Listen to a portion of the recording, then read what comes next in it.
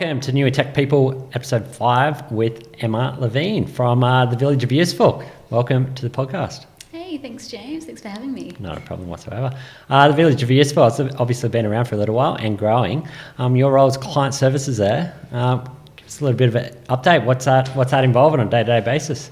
Sure. So client services is probably the best title, but it doesn't begin to explain the things that I do.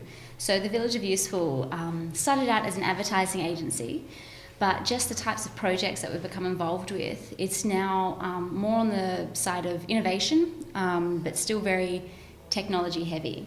So my role when I started and when the Village was more in the advertising space was almost completely account management. So it was working with clients and with our team to deliver things. But as the roles changed, I've had to upskill my tech vocabulary really. And now my role is actually a lot more around the innovation and the strategy. The Village has quite a bit more of a focus now on customer experience as well. Every piece of technology has to exist in a world with people and customers and users.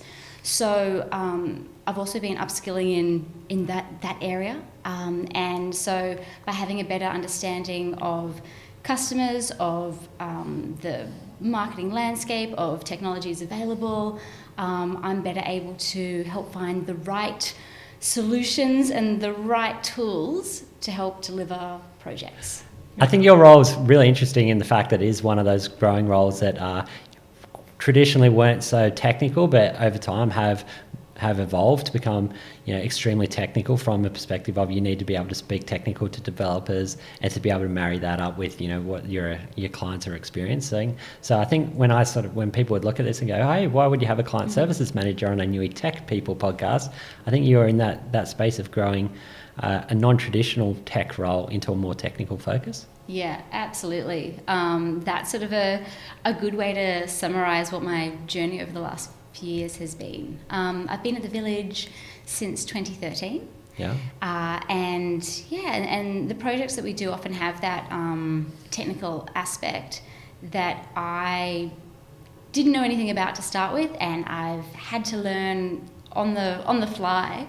And now I feel like I can sort of walk into any situation and at least be able to communicate the tech side to the client. Yeah, that's super interesting. I think that's a growing skill set, right?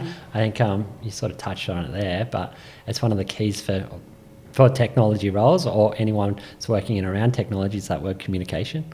I'd love you to sort of elaborate on your thoughts on the importance of communication when dealing with technology teams.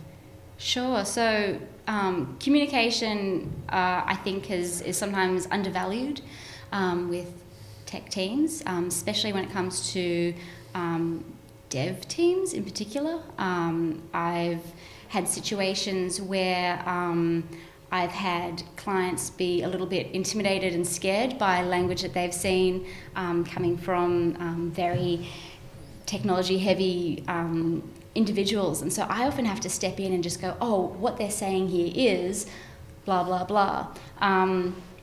I can now put a lot of these projects, I can put them into layman terms. And I'm also not afraid to ask people to say, can you explain that to me? And often when I'm asking them to explain it to me, I'm actually saying the words that you're using are not understood by everyone in the room. So I'm often happy to be the person that will pull up the tech team and say, let's just break this down a little bit. Let's remember that not everyone has had the same training and the same experience that you've had. Another reason why communication is so important is that you actually save money by being good communicators. So by having a lot of these conversations early, working out potential problems, working out what a client's fears are, and actually working out what their ultimate goal is, then you can transfer that into a project, and you can minimise any problems down the track. I completely agree. With technology being such an enabler in business these days, enabling growth, enabling, the next wave of business growing forward.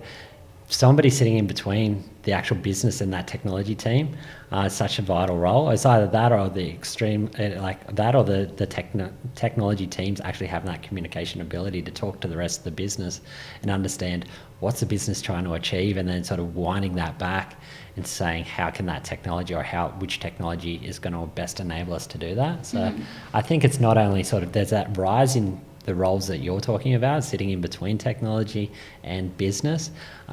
So that's one skill. And then I think the other skill is like the actual technical people upping their game from a communication perspective. Yeah, no, I absolutely agree. At the village, I've been lucky that a lot of my digital mentors, I guess, the people who've had the ability to sort of train me in these aspects, so mostly Andy Howard and Wade Christie. They both have excellent communication skills, and they both they can do what I do perfectly fine, but by me now being able to step in, I can work directly with dev teams, and so that they're maybe not always needed. Yeah, I agree. And I think, two really successful examples, guys that have been extremely successul in their careers because of that, right? That ability to sit between technical and business and be able to communicate. So obviously I think that would be one of a number of factors that have led to their success, but a key factor, I would say. Yeah, absolutely. Awesome. So it is the Newy Tech People podcast, and I wouldn't say, you're a pure tech person, but probably a comms background to start with. What led you down the sort of the comms game? Sure. So I've always just been very organised. So I got a Bachelor of Communications at Newcastle. I did an exchange in Calgary in Canada for a year, which was so good, and I would always recommend that anyone does international exchange. My first professional job was with Ogilvy Impact, which is internal communications. It's very corporate. It was an excellent place for me to cut my teeth in agency world, but it wasn't for me. So I had these great organisation skills, and I had this great agency, great agency skills as well. And in Newcastle, I wasn't really sure what was available. So that was around 2012, 13. And when I stumbled upon the village, I just thought it was incredible. So a lot of the projects that I started off working on were first marketing or first advertising and brand, and technology second.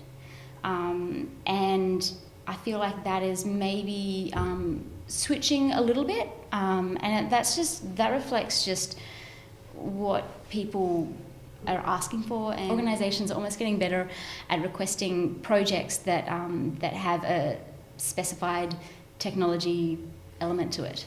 Yeah, once again, I think of technology as an enabler, and I think if you're not looking at different technology solutions to make your life easier, and it can be a number of different scenarios, but if you're not looking at technology solutions to make your life easier or make your business more efficient, you're probably missing a beat there, right? So I think you guys obviously go from a marketing background to more of a greater business focus to have those technology conversations and help businesses as in more of a whole than just from a pure marketing perspective. Yeah, absolutely. And we'll also look at what technology maybe isn't available yet, but what we can look to introduce down the track, and what sort of programs and what things might be useful, as a person's business grows. Awesome. Let's wind it back to that little Calgary bit. Yeah. So was it a full year overseas? Yeah, so I had a year overseas. I actually spent a gap year between high school and university in the Rockies. Yeah, nice. And so I had to go back. So I had a year there and absolutely loved it. didn't do a huge amount of communication-based subjects. I did subjects on film festivals and dancing and history, but the University of Newcastle's communication degree gives you a lot of flexibility in your elective subjects. And I understand now that that's because to do anything in communication, you need to have a bit of an interest in things other than the technical side of communication theory. You need to have just a little bit more going on, a little bit, some further interests. Yeah, I am a massive believer in not only sort of studying one field. If you're a technology professional studying something that's, you know, a tangent to that, and I think you can get, you know, massive benefits from, you know, learning something in maybe a different field and then applying that back to your field. So whether it be a technology person studying philosophy and, you know, and maybe learning how other people learn, and that might help them in how they're talking to people and how people are adapting to technology or something like that. I think there's massive benefits in looking sort of as tangents and then bringing that back to actually what you're studying. Yeah, and no one exists in a vacuum. Yep. Everyone exists in this world that's becoming even more connected. So it's really important that people have a variety of knowledge and interests. Specialties are great, but I don't think you want to be a one-trick pony in the world at the moment. I think you just need to know and understand and just be a bit more connected to other things that are going on. I completely agree. You mentioned one of those subjects was dance. Yes. Let's speak about dance for a little bit. This will be the first time this has come up on Newy Tech People podcast, but Fondalicious. Let's speak about Fondalicious. Well, it has a pretty awesome start. What am I calling this? It has a pretty awesome story behind it. So, what is Fondalicious to start with? Fondalicious is an 80s aerobics dance class that I run. It's not currently a regular class. It was taking a little bit too much out of me to do it every week. So at the moment I'm doing special requests and birthdays and corporate events and hens parties, a lot of hens parties. And so it came about because a couple of years ago, the village they took me out, Adam and Andy, the directors of the village, took me out for lunch, and they put a big cardboard box on the table. And they said, "We've had a great year, we want to give you a bonus." And I said, "Oh, wow, thank you." And they said, "We will give you either some money or you can have what's in the box." So I went, "Oh my gosh, I've got to go with the box. So I opened the box, and it's this wooden plaque that says "Grow and Tell." And I sort of went, "Okay, thank you. What is this?" And they said, "We're going to send you anywhere you want in the world to have an adventure." So that's a phenomenal gift. Yeah, and the idea behind it is that I would grow and I would learn something. I'd become a bigger person. This is all about that. You can do a better job as long as you've had more experiences. Everything adds to who you are.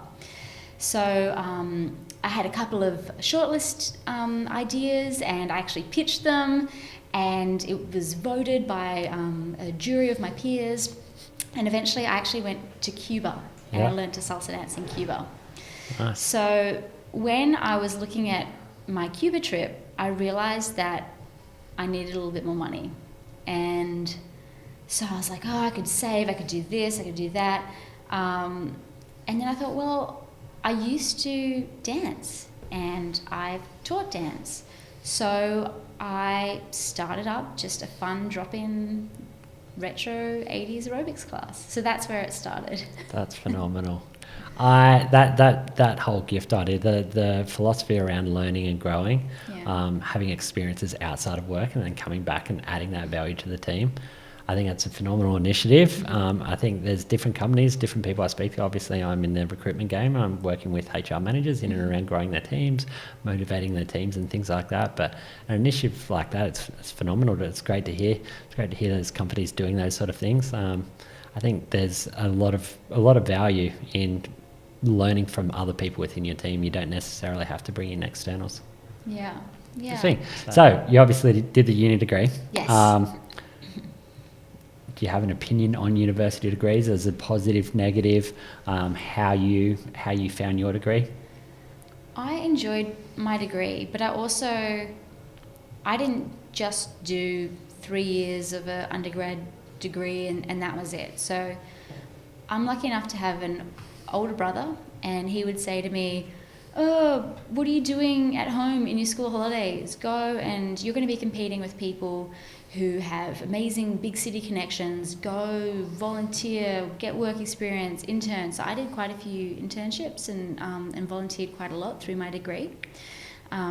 So I got a lot of professional experience, but some of that was encouraged through my degree, but a lot of it was really just people around me, my brother, just telling me, get out there, go get some experience.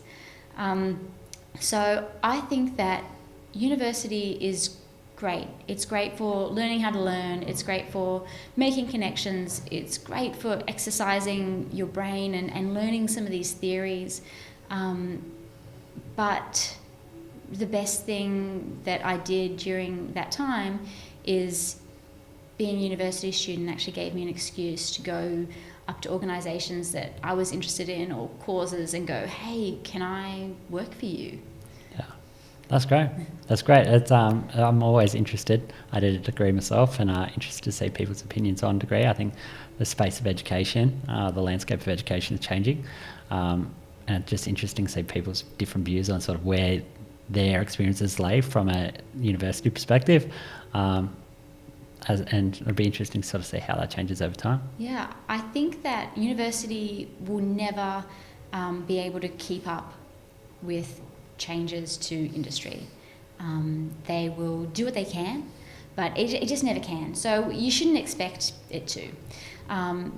But you should be able to use university as your starting point for something more. I like your comment, learning how to learn. I think that's an important thing, and I think that's a valuable skill in life, whether it be through university or somewhere else. Learning how to learn. I think people that are coachable or learnable, I don't even know if learnable is a word, but if people are good learners, I think they'll have a lot of success in life, or definitely from a career perspective. Yeah, no, I absolutely agree. Okay, if not university, you just made mention they maybe might not be able to stay up to date or grow as quickly as industry. Is there any other sort of valuable educational resources that you've used in your career? Two things have come to mind. Both of them are quite recent. So I've recently done a few courses through Coursera online. Yeah. So it's hard to stay motivated though when no one really notices how you do, and you're just doing the exercises yourself and the readings and watching the lectures.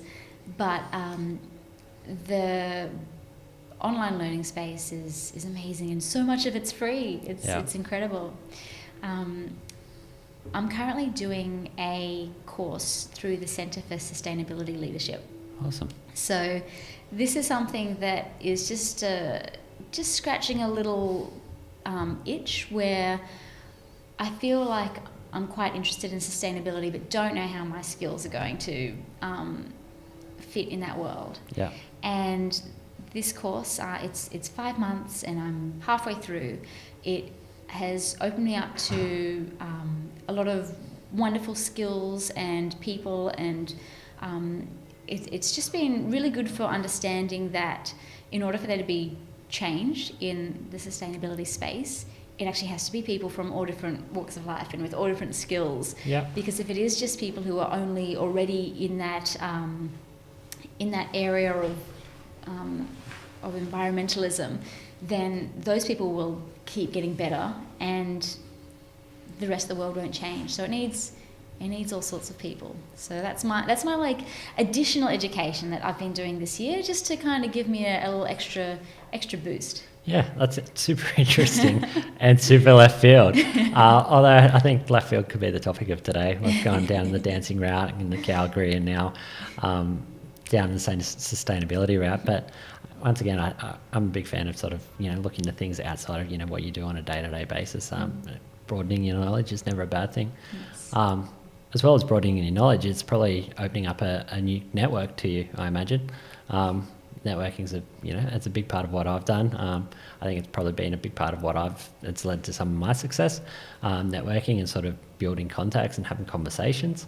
I know obviously this part, it'd be a new crowd, I imagine, of people that you haven't run into before. Yeah, these are, so with this CSL, the Centre for Sustainability Leadership course, these are people that otherwise I probably would have never met. So people working in waste and in community relations for different mining related organisations. It's people working as farmers and people who are in education. It's been great. It's been really, really good. Awesome.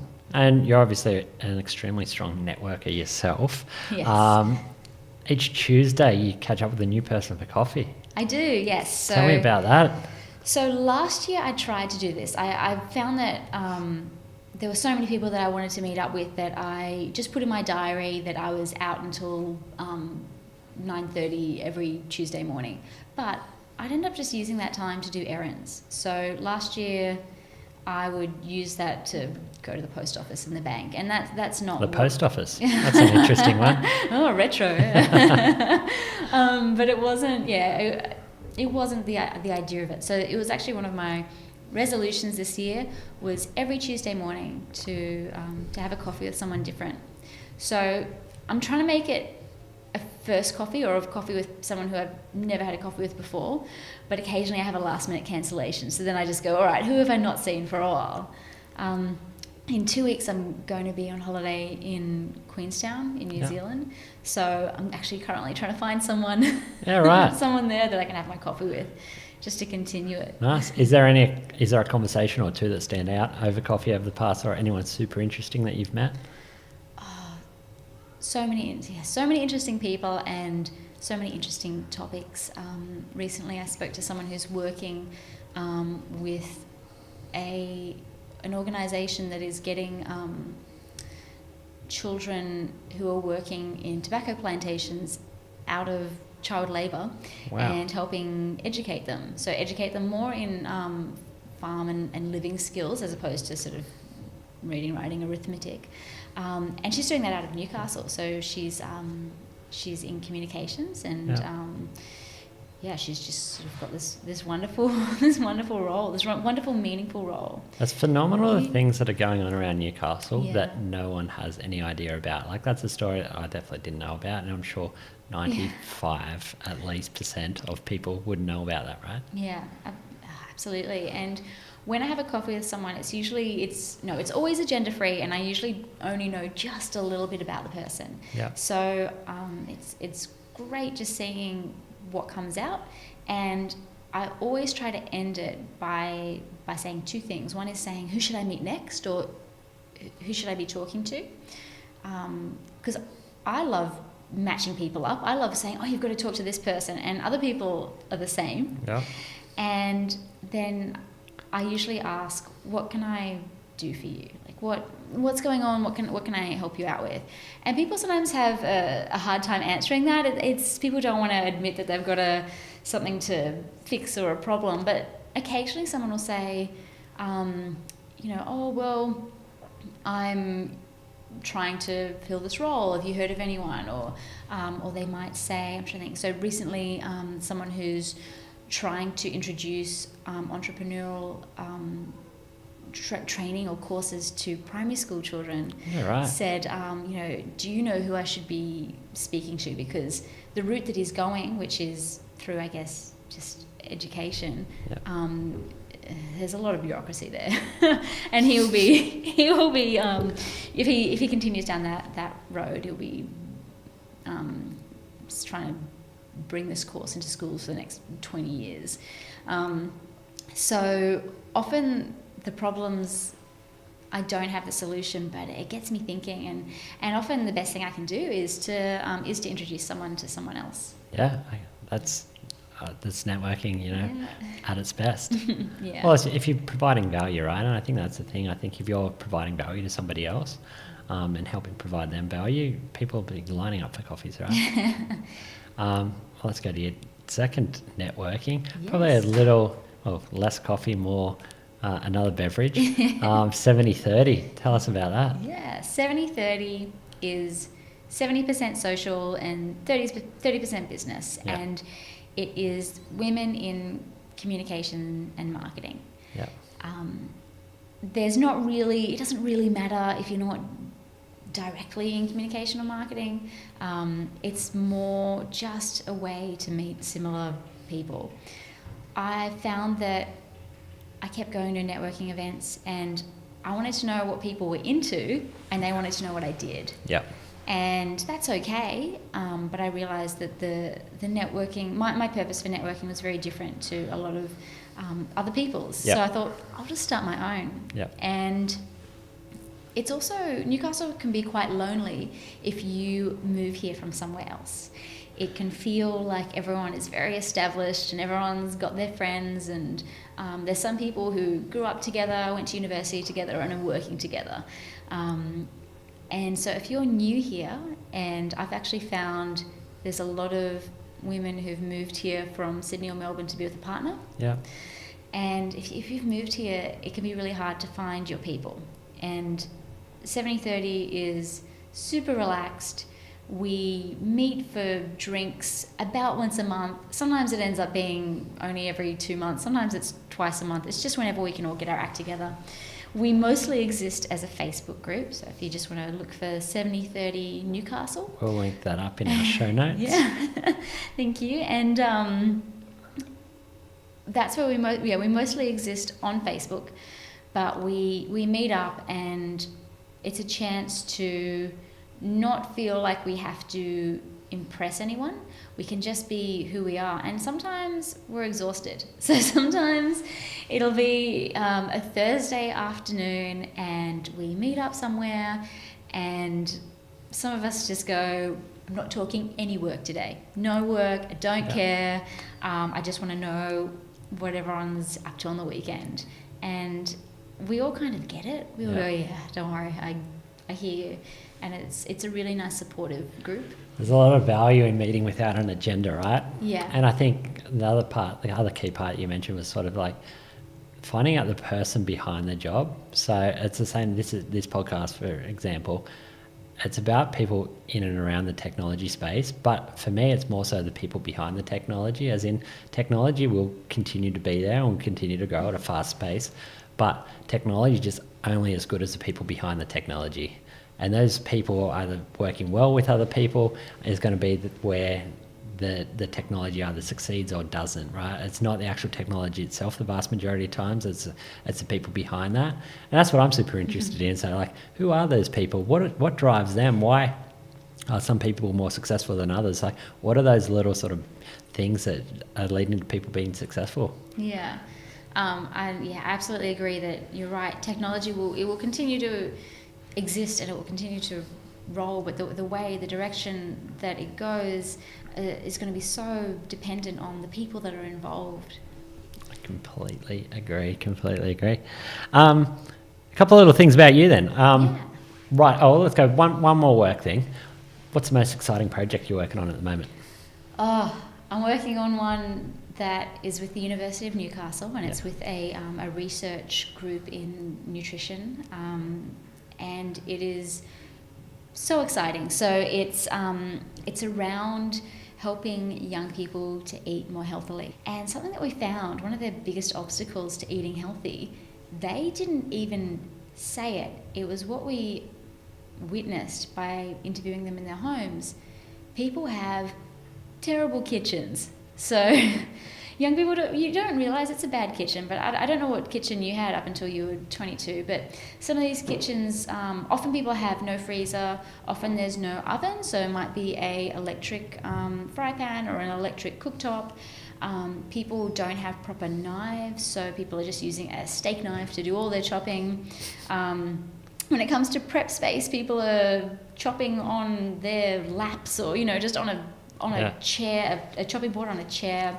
So when we discovered this, and we sort of knew, but we discovered it in these interviews, that there's a lack of money, or even a perceived lack of money. We thought, well, it doesn't do anyone any favors if you create this aspirational food resource. It actually has to be realistic. We're taking into account the fact that people can't cook batches of food and freeze it, because everyone goes, oh, you just use a slow cooker. And your meal prep on a Sunday. Exactly. Do all your meal prep. And these people are going, hang on, we have to ride our bicycles to the grocery store, and so we can only have one bag worth of groceries each trip. I'm sharing my fridge with 4 people. We only have 3 Tupperwares. Yeah, so it's just a better understanding of the world they live in, and some tools to help them with that. It's all going really well so far, and it's now in the build stage. Yeah, right. Well, we'll see how we go with linking that up. Yeah. We'll see regarding timings whether we can link that up. Okay. If not, we'll link to your profiles, and you can obviously share that for us. That sounds great. That'd be cool. All right. A little bit about yourself, and probably some tools that other people might be able to help. I'll gain knowledge from that's led to your success. So, best book you've read lately? I'm currently reading The Art of Persuasion. Yeah. And I feel that all these skills that I'm learning through this book are fine, but I don't really need them in my workplace, because I feel like my negotiation skills and my voice is actually quite appreciated and recognised, and really good skills. Earlier this year I read Never Eat Alone. Yeah. And I don't know if you've I haven't read Never Eat Alone. I've had a look at The Art of Persuasion. I come back to the thing, you probably don't need to persuade as much if you genuinely are providing value. So like, I look at it from a recruitment perspective. Recruitment gets a really bad name, right? Sometimes the whole industry does. I'm very confident when I go out and I talk to a potential company about working with them, what value I bring to the table. So I don't feel like I need to persuade. I'm probably come from a similar angle to you from that perspective. But it's interesting to sort of read those books anyway and see people's different thoughts on different communication tactics. Yes, yeah. Never Eat Alone. You'll love it. It's a book on networking, and to be honest, I feel like I did a lot of the things in it before I read it. And the line Never Eat Alone basically just says, look, everyone's going to eat, so you might as well eat with someone else, and you might as well have a conversation with someone else. One of my favourite things that I took out from it is that at a conference, the most value that you can get is actually not from the people who are presenting. It's just from the other attendees. Yeah. So I now look at events in Newcastle a little bit differently. Instead of seeing, who's presenting, I think, who else is going? And maybe I can have a drink beforehand or have some dinner afterwards. Yeah, it's also the scariest part for a lot of people, right? Yeah. So I think the scariest part for a lot of people is going to a networking event and not knowing people, and how do I introduce myself to that person? So maybe a drink beforehand or whatever's needed. But I completely agree. I think a lot of value is the other people you can meet there, right? Mm-hmm. Yeah. That's awesome. That's a good book. Any productivity tools you use on a day-to-day basis? Might be an app, might be anything that you can use from a productivity perspective you think helps you from a professional standpoint? I'm a big list maker. Yep. And so that takes a lot of different formats. So on my phone, I think it's just using the Apple reminders. I'll actually put tasks that have no date, and I'll give it a date and a time, and I let those sit on my home screen. So whenever I open my phone, there's a list of some things to do. Yeah. And they're just the things that if I don't have them somewhere where I'm seeing them all the time, they won't happen. It's things like take the car to the mechanic, and just those sort of, it's more personal things that I'll keep putting off. So that's one form of list. Another that I use for project management is Trello. Yeah. So I love Trello. Before I used Trello, I would have Post-it notes everywhere. So I'd really enjoy having a wall, and I would put lists of Post-it notes. Yeah. And then Andy at work said, "Hey, Trello is actually Post-it notes in a digital program." format. Yeah. Yeah. So I use Trello quite a lot, and I always have a bit of paper next to me at work. And if I hear something or if something reminds me, I'll just scribble it down. And from there, it usually goes somewhere. So whether it's a personal thing and it goes on my phone, or it goes in a Trello board, but good old paper and pen. Yeah. Outside of books, any other educational resources that you might listen to or read? Yeah, I'm right into podcasts at the moment. I walk to and from work, so that's my podcast time every day. And probably my favourite podcast is 99% Invisible. Yeah, right. So what's that about? It's so good. It's about design. So 99% Invisible is just sort of that design is, when it's good, it's invisible, and that things just work. But they don't just work because of magic. They work because someone has planned them that way. So it'll be a different story every time. One of my favourite ones was on the kidney pool, which is a shape of pool that became very trendy through the west coast of California, and it was based off one particular pool, and then it had a huge resurgence as a skating bowl. Yeah. So it just talked about how that application of design was changed through different years and seasons and trends. Yeah, I watched a couple of documentaries around that, like the Z Boys and then the Lords of Dogtown, which was about the skating in those pools. Yeah. They were really cool documentaries, actually. Any other podcasts, if you had to name another two to make it a top three? I recently got into Hidden Brain, which is about things that your brain does that you don't even notice. And there's a lot of really good stories through that, and a lot of things just to be mindful of. Yeah.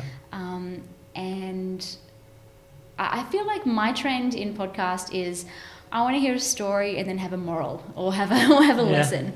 So 99% Invisible, Hidden Brain, and I love how I built it. Nice. How I built that, which is on talking to entrepreneurs about their businesses, and it's a really nice look at the peaks and troughs of running and owning and losing sometimes a business. Oh yeah, no one wants to share the old troughs, do they? But they're such a real part of owning business or running a business, right? Yeah. And I'm a little bit the same. I try to look at podcasts. I listen to a lot of podcasts as well. Sometimes from an educational perspective and sometimes from an entertainment perspective. But I do like to try to take something away, because I think there is a lot to be learned from people that have been there, done that, or people that have done something similar or even different. But if they've had success in life, it's probably for a reason. Yeah. And there's always sort of a little bit that you can pick up from those type of people. Yeah. So you're obviously sitting in Newcastle. Why Newcastle? Newcastle is a really great place to just try things. So I think Newcastle is really forgiving, to be honest. Yeah. Other people might have had different experiences, but I think that the lifestyle is so good, and although house prices are rising, it hasn't cost that much just to give Newcastle a go. And every year that I'm here, I see more and more good stuff. Yeah. There are so many good people who are just getting on with it and are doing things from Newcastle on a world stage. And I think that Newcastle also has allowed me to become quite connected. So through my own initiatives and just through the fact that you can get in a car and you can be on the other side of the city in 20 minutes means that you can see people, and you can have meetups, and you can grow that network.